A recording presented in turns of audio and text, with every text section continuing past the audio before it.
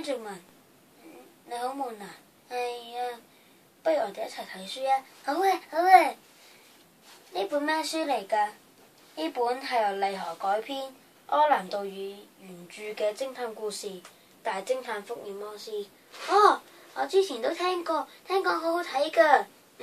佢係一套叢書，每一本都有一個唔同嘅偵探故事。例如呢一本，佢講一個紳士佢失蹤咗，而啲警察就話呢位紳士失蹤係同一個乞兒有關係。而呢一本就係講有一位女士，佢喺踩單車嘅時候發現有一個人跟蹤佢，原來嗰個人跟蹤佢係為咗保護佢。咁我哋一齊睇啊！好啊！其實呢，我睇咗咁耐呢，我覺得佢有5個好處啊。係啊，講嚟聽下。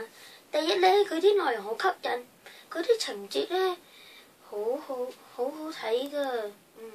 而第二，佢呢好容易明白，用咗一啲好簡單嘅詞語就介紹咗一啲好複雜嘅情節啦。而且佢每一本都有一個小嘅科學原理遊戲，好得意㗎。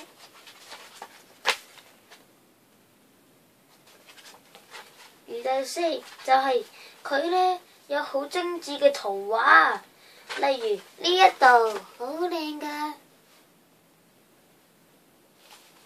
而最後佢啲字體都好得意，喺大嗌嗰陣時，好似真係大